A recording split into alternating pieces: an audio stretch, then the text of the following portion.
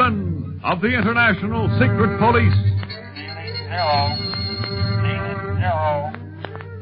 Feeling zero.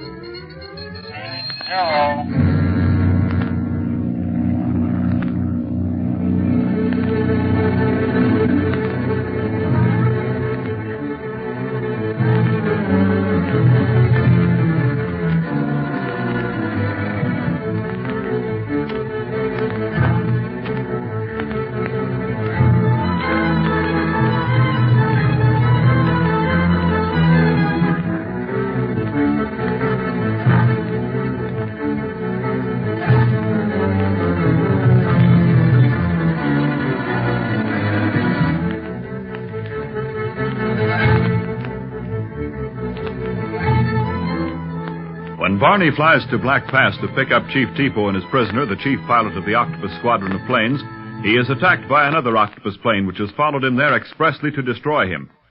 Barney, being the better aviator, outmaneuvers the enemy pilot and sends his plane hurtling to earth in flames. Meantime, Speed has brought Larry Winfield back from Nagchuka to tell his story to Clint. He has just begun when Barney lands, and when Clint learns of the attack near Black Pass, he determines to go after the Octopus that very night. Larry got as far in his story as telling us about Quan Wu loaning him money for his gambling, Barney, and then you landed, so we still have to hear the rest of what happened. Well, I'm glad I came in time to hear it. Glad to see you're up and around, too, Larry. Well, thanks, Dunlap. Marcia's told me a lot about you. I'll bet she has. Will you have some hot tea, Barney? Don't mind if I do, Dawa. Thanks. Clint, Black Pass is the coldest place in the world, bar none. Never mind the weather report, Barney. We've got a lot to do tonight. Where's Chief Tipo? Probably trying to get his breath back from that flight from Black Pass. I had to do a lot of aerobatics to get out of the way of them machine gun bullets. They didn't miss you, though, Barney. That plane needs plenty of repair work. Lots of holes in the wings and the fuselage. Kid, all I was interested in was that I wouldn't get any holes in me. Praise heaven that you escaped. Thanks, Searing. And Chief Tipo wins some of that praise, too. He'd never flown before, but he handled that machine gun like a veteran. And I was really putting that ship through her paces. Supposing you hold your story and let Larry tell his. Sure, go ahead, Larry. Well, let me see. Where was I? Quan Wu was paying your gambling debts. Oh, yes. Well, one evening at the casino, he spoke about my work, saying that he'd heard excellent reports about it and that I would be a credit to any company I chose to work for. Same old banana oil. Banana oil, Barney? Yeah, never mind that, kid. We won't go into that now. Well, I laughed his compliments off at first, but as he continued, I glimpsed a more sinister meaning behind them. He began talking about the money I owed him, and I finally lost my temper, I guess, and asked him the amount. It was probably staggering. Yes, Mr. Searing. I couldn't see how I had possibly lost that much, but he insisted and reminded me that I had given him a note covering all my gambling debts. A blank note, huh? And you were as foolish as to do that. I told you I was riding high in those days, Barlow. Overconfident, that was me. But I sure got over it. What happened next, Larry? I told Wu I couldn't possibly pay up. It'd take me the rest of my life unless somebody suddenly left me $1 million. To my surprise, he agreed and suggested that I work the debt off by coming in with a company that he was forming. I smell an octopus. You mean the new company really belonged to the Octopus?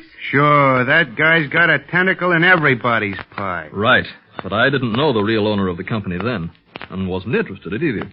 I told Wu that I couldn't pay it off that way because my employer would be set back for many months if I left. He trusted me completely, and I had data on the territory that only I could decipher. I see. Well, go on, Larry. Well, he said that that's why I would be valuable to his company, that they wanted my data. Is that modern business? Not real business, Mr. Searing. Octopus gangsters are much worse than Tibetan brigands. What'd you say to that, Larry? I couldn't believe him at first. Thought he was joking because he had such a good reputation around Hong Kong. But he soon convinced me differently. And all the while, he had a smile on his face. Yes, beware of the man who smiles constantly. Check, Barlow. That smile covered plenty of trouble. Wu told me that I must leave my present connections, bringing my statistics and data with me.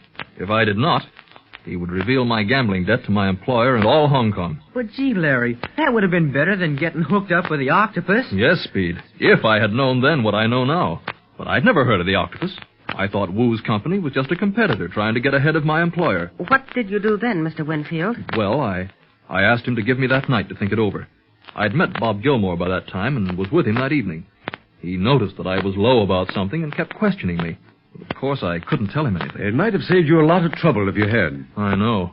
I'd been trying to get him a job with my outfit ever since I first met him, and now I thought maybe he could step into my shoes. You mean you double-crossed your company on purpose? No, I just left them, Speed. Resigned. I worked all that night on my notes, explaining them in writing, deciphering my findings for whoever might get my job. Then I took the packet of papers around to my employer's hotel and left them there for him. I couldn't face him. You mean you gave up your job to throw in with Quan Wu, but you didn't take any of your findings with you? Yes. Of course, I didn't tell Wu that at first. He took it for granted that I had done what he demanded and took me to his home. There he said we'd hear the voice of the real owner of the new company, but we could not see him because of his political connections. Political connections, my foot. Just the old octopus runaround. His voice came through a loudspeaker. He asked me for my data, and then I told him that I had brought nothing from my old company, that I would work for him, but that it would have to be from scratch. I would not betray my old employer. I see. And what did the octopus say to that? Plenty. Things happened fast and furious after that. I was slugged and woke up in a cell. Had nothing but bread and water for days while they tried to make me reveal my things. Wu brought me newspapers which told of my disappearance under... Later, I learned that in spite of the data I had left behind, my old company had failed. Failed? But how could they? You left them everything they needed to work on? I left it, Speed, but it was stolen by an octopus operator who made it appear that I had been the thief. A price was set on my head, and the octopus laughingly offered to set me free now that he had accomplished what he wanted. The dirty dog. You couldn't have left him, no matter how much you wanted to. No, it was all like some crazy dream. One minute I'd been getting along fine, a good job and a promising future. Then, overnight, everything was changed. I figured my life was ruined, but I wanted to save Marcia from disgrace. I hadn't told her anything about it in the beginning, and later, of course, my letters were held by the octopus. But it was just as well. I wanted her to think me dead. Better that way than believing I had disgraced our name. Mm-hmm. Anything more? Nothing of vital importance, Barlow. They made me work in my capacity as engineer, but it was just routine. Well, that just about ends the octopus case, boys. We've got all the evidence we need for his arrest. And now we can start for the pass of the Iron Dagger? You're not going, Speed. What? No, you've come a long way with Barney and me, but from now on, we've got to go on alone. That is, without you. It's far too dangerous, the actual arrest. But, Clint, I've gone to his castle before, and alone, with Dawa to get those pictures. Pictures? Oh, the ones we telephoned to the chief. Oh, see, that reminds me. We never did show them to Larry, Speed. Remember, Barney landed just as you came back with them. That is right. We were so elated over Barney's return that we completely forgot about the pictures. And since then, Mr. Winfield's story has claimed our attention. But why all the excitement? Well, Larry met the real Mcnear in Hong Kong. He did? Boy, then he'll be able to tell in a minute if the octopus disguise is a phony. Of course, we know it is, but when you come after a guy in strange territory, the more proof of guilt, the better. I've got them right here in my pocket, Larry. Yeah, here they are. These? Yeah. Does his disguise look anything like the real thing? But these pictures are of Paul Mcnear. You can't mean that, Larry. Examine them more carefully. If you identify those pictures as being Mcnear, then we lose most of the ground we've gained. Oh, I'm sorry, Barlow, but it is exactly as I remember him. No, wait. What is it, Larry? The eyes. I remember now. Mcnear had vivid blue eyes. These pictures show the eyes to be brown or black. And you can't disguise eyes. That's it, boys. Come on, let's get ready for the attack. And I can come too, Clint. Please, I've done everything else with you. Let me be there when you arrest the octopus. The kid's right, Clint. It'll be dangerous, but he's earned the right to be in at the catch. Oh, all right then, Speed. Go tell Chief Tipo to round up as many of his men as he can. We start from here within an hour. May I not accompany you, Mr. Barlow? No, Dawa. Your place is here. In case we should, fail, you and your father must remain here to get word to our headquarters in New York, telling Chief Riley the whole story. And he'll send other operators to do the job. Would it not be more wise to wait for Gilmore and his men, Mr. Barlow? No, the octopus has already had too much time to gather an armed force. We must strike tonight. And I'll depend on you, Mr. Searing, to see that Bob follows us as soon as possible. I'll say so.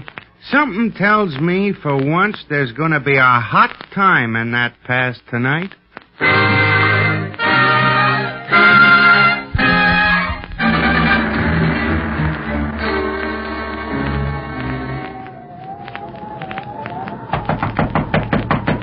Who is it?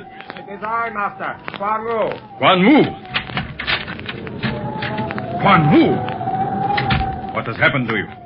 You look as if you had come through fire. I have, Master.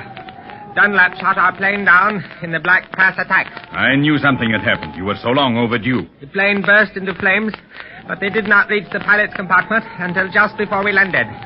The pilot managed to level off and land. I flung the door open and escaped just as the gasoline tank exploded. You lead a charmed life. No. I feel I was spared only to warn you, Master.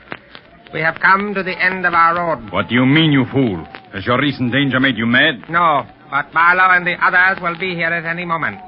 Why? Because Dunlap lived through his flight and returned with Chief Tipo and Chan? Bah! It will take them time to attack this pass. No. I heard whispers as I came here. They thought me a wandering beggar. My clothes were so torn and blackened. They talked freely. Gilmore is bringing a force of men from Nagchuka. Another detail of police has already arrived at Mardak. They have discovered our slave headquarters here. What? At Mardak? Then we did not silence Splinters soon enough. No. The secret police have control of our vital spots. They are closing in on us. What chance have we to escape? What chance? None, because I have no wish to escape. You mean you will die here? We are to be trapped in this windy pass like rats? No, but the secret police will be trapped. Quan Wu, I have not been idle during your absence. My call has been answered. Instead of slaves in the room below, an army awaits my command. You will fight the secret police? And all Tibet, if I must. But there will be no need. Tibetans are a peaceful lot and will bow to my will. But now I will station my army in the pass and in the surrounding hills. Let the secret police take me, if they dare.